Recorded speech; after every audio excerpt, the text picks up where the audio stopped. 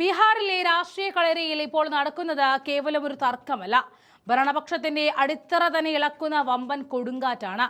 കേന്ദ്രത്തിൽ BJP താങ്ങി നിർത്തുന്ന അതേ സഖ്യകക്ഷികൾ തന്നെ സംവരണ വിഷയത്തിൽ സ്വന്തം മുന്നണിക്കും കേന്ദ്ര സർക്കാരിനുമെതിരെ പരസ്യമായി വാളോങ്ങിയിരിക്കുന്നു. NDAയുടെ നെടുംതൂണുകളായ നിതീഷ് കുമാറിന്റെ ജനതാദൾ, ചിരാഗ് പസ്വാന്റെ ലോക് ജനശക്തി പാർട്ടി, ജിതിൻ റാം മാഞ്ചിയുടെ ഹിന്ദുസ്ഥാനി ആവാം മോർച്ച, ഉപേന്ദ്ര കുഷായുടെ രാഷ്ട്രീയ ലോക് മോർച്ച, ഇവരെയെല്ലാം ഒരൊറ്റ തിരിച്ചറിവാണ് ഇപ്പോൾ നയിക്കുന്നത്.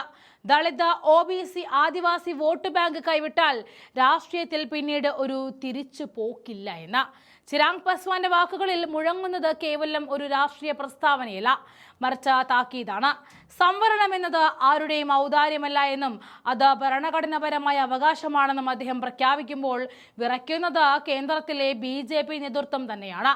ബീഹാർ സർക്കാർ ജാതി സർവേക്ക് ശേഷം കൊണ്ടുവന്ന 65% സംവരണം പട്ന ഹൈക്കോടതി റദ്ദാക്കിയതോടെയാണ് ഈ പോര് പുതിയ തലത്തിലേക്ക് കടന്നത്.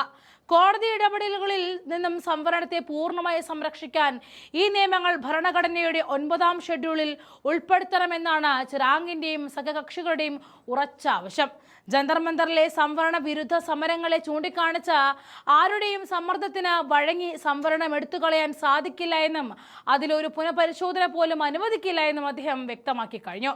സുപ്രീം കോടതിയുടെ SC/ST ക്രിമിനൽ ഉപവർഗീകരണ വിധിക്കെതിരെ മുൻ മുഖ്യമന്ത്രി ജിതിൻ റാം മാഞ്ചിയുടെ HAM ശക്തമായ വിയോജിപ്പ് പരസ്യമായി പ്രകടിപ്പിച്ചിട്ടുണ്ട്. സംസ്ഥാനത്ത് വരാനിരിക്കുന്ന നിയമസഭാ തെരഞ്ഞെടുപ്പ് മുൻനിർത്തി OBC, ദളിത്, ആദിവാസി വോട്ട് ബാങ്കുകൾ ഒപ്പം നിർത്താൻ NDA ഘടകകക്ഷികൾ സംവരണ വിഷയത്തിൽ ഒരു വിട്ടുവീഴ്ചയ്ക്കും തയ്യാറല്ല എന്ന കൃത്യമായ സൂചനയാണ് ഈ നീക്കങ്ങൾ നൽകുന്നത്. സംസ്ഥാനത്തെ പിന്നോക്ക വിഭാഗങ്ങൾക്കായിട്ട് നിതീഷ് കുമാർ സർക്കാർ കൊണ്ടുവന്ന 65% സംവരണം പുനഃസ്ഥാപിക്കാൻ ശക്തമായി പോരാടുമെന്ന് NDAയിലെ മറ്റൊരു പ്രധാന ഘടകകക്ഷിയായ രാഷ്ട്രീയ ലോക് മോർച്ചയുടെ നേതാവ് ഉപേന്ദ്ര കുഷാഹയും പ്രഖ്യാപിച്ചു. ബീഹാർ ജാതി സർവേയുടെ അടിസ്ഥാനത്തിൽ വിഭാവനം ചെയ്ത ഈ സംവരണ പദ്ധതി കോടതി ഇടപെടലിലൂടെ തടസ്സപ്പെട്ടുവെങ്കിലും നിതീഷ് കുമാർ തുടക്കം കുറിച്ച ഈ സാമൂഹിക നീതിയുടെ ലക്ഷ്യം പൂർത്തീകരിക്കാൻ NDA ഘടകകക്ഷികൾ പ്രതിജ്ഞാബദ്ധരാണെന്ന് അദ്ദേഹം ചൂണ്ടിക്കാണിച്ചു. സംവരണ വിഷയത്തിൽ സഖ്യകക്ഷികൾ ഒന്നിച്ചിത്തരം ഒരു ഉറച്ച നിലപാട് സ്വീകരിക്കുന്നത് BJP നേതൃത്വത്തിന് മേൽ കാര്യമായ സമ്മർദ്ദം ചെലുത്തുന്നുണ്ട്. സുപ്രീം കോടതിയുടെ ഈ SC/ST ഉപവർഗീകരണ വിധിക്കെതിരെ ജിതിൻ റാം മാഞ്ചി പരസ്യമായിട്ട് രംഗത്തെത്തിയത് NDAയ്ക്കുള്ളിലെ വിടവ് കൂടുതൽ വ്യക്തമാക്കുന്നു. ഇനി വരുന്ന ബീഹാർ നിയമസഭാ തെരഞ്ഞെടുപ്പുകളെല്ലാം മുന്നിൽ നിൽക്കവേ OBC, ദളിത് വിഭാഗങ്ങളുടെ വിശ്വാസം സംരക്ഷിക്കാൻ ഈ നേതാക്കൾ സ്വന്തം കേന്ദ്ര സർക്കാരിനെ പോലും വെല്ലുവിളിക്കാൻ തയ്യാറായിരിക്കുന്നു. നിതീഷ് കുമാർ കൊളുത്തിവിട്ട ഈ സാമൂഹ്യ നീതിയുടെ തീപ്പൊരി ആറിത്തണുക്കാൻ സഖ്യകക്ഷികൾ സമ്മതിക്കില്ല. ഉപേന്ദ്ര കുഷാഹയെ പോലെയുള്ള നേതാക്കളും 65% സംവരണം പുനഃസ്ഥാപിക്കാൻ പോരാടുമെന്ന് പ്രഖ്യാപിച്ചതോടെ BJPക്ക് മുന്നിൽ മറ്റ് വഴികളില്ലാതാവുകയാണ്.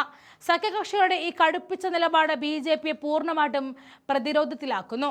സംവരണ വിഷയത്തിൽ സഖ്യകക്ഷികൾ ഒന്നടക്കം BJPയെ പൂട്ടിയിടുമ്പോൾ ദേശീയ രാഷ്ട്രീയത്തിൽ വരാനിരിക്കുന്നത് വലിയ മാറ്റങ്ങളുടെ കാറ്റാണ്.